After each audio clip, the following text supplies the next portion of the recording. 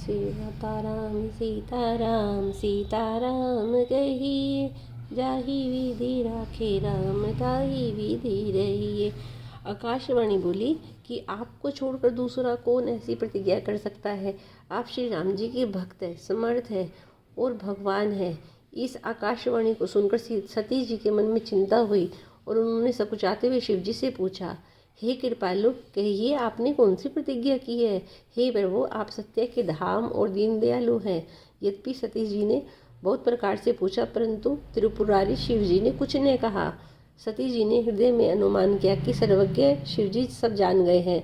मैंने शिव जी से कपट किया। स्त्री स्वभाव से ही मूर्ख और बेसमझ होती है। प्रीति की सुंदर रीति देखिए, जल भी दूध के साथ मिलकर दूध के समान भाव बिकता है, परंतु फिर कपट रूपी खटाई पड़ते ही पानी अलग हो जाता है, दूध फट जाता है, स्वाद प्रेम रह जाता है। अपनी करनी को याद करके सती जी के हृदय में इतना सोच है कि अब और अपार चिंता है कि जिसका वर्णन नहीं किया जा सकता। उन्होंने समझ लिया कि शिवजी कृपा के प्रथम अथाह सागर है। इससे प्रकट में उन्होंने मेरा अपराध नहीं कहा। शिवजी का यह रुख देखकर सती जी ने जान लिया कि स्वामी ने मेरा त्याग कर दिया है। वे हृदय में व्याकुल हो उठी। अपना पाप समझकर कुछ कहते नहीं बनता, परंतु हृदय भीतर ही भीतर कुम्हार के आवे के समान अत्यंत जलने लगा।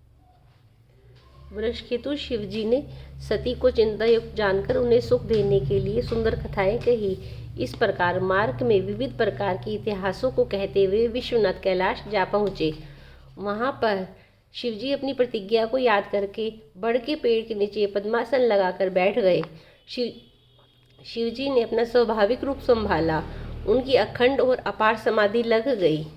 तब सती जी कैलाश पर रहने लगी और उनके मन में बड़ा दुख था। इस रहस्य को कोई कुछ भी नहीं जानता था। उनका एक एक दिन युग के समान बीत रहा था। सती जी के हृदय में नित्य नया और भारी सोच हो रहा था कि मैं इस दुख समुद्र के पार कब जाऊंगी। मैंने जो श्री रघुनाथ जी का अपमान किया है और फिर पति के वचनों को झूठा जाना, उसका फल विधाता ने मुझको दिया। जो उचित था वही किया, परंतु हे विधाता, अब तुझे ये उचित नहीं है जो शंकर से विमुख होने पर भी मुझे जिला रहा है।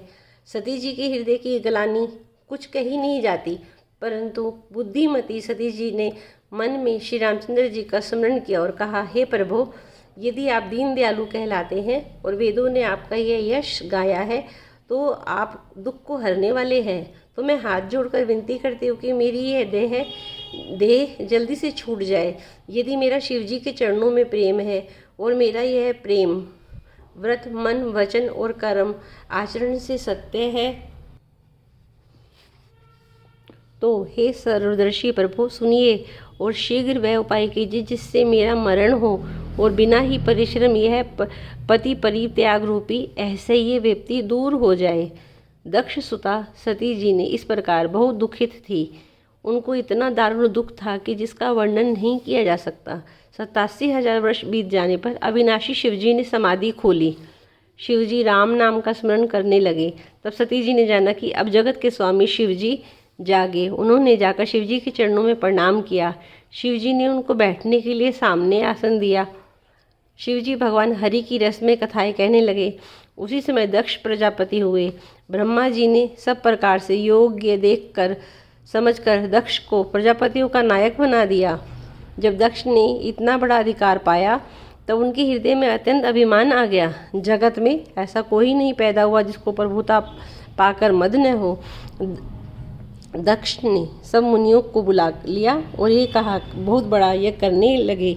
जो देवता यज्ञ का भाग पाते थे, दक्ष ने उनको सबको आदर सहित निमंत्रित किया।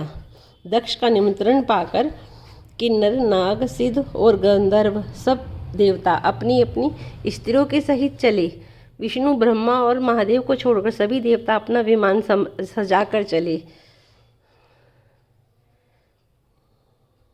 सीताराम सीताराम सीताराम कहिए, जाहि विधि राखे राम ताहि विधि रहिए।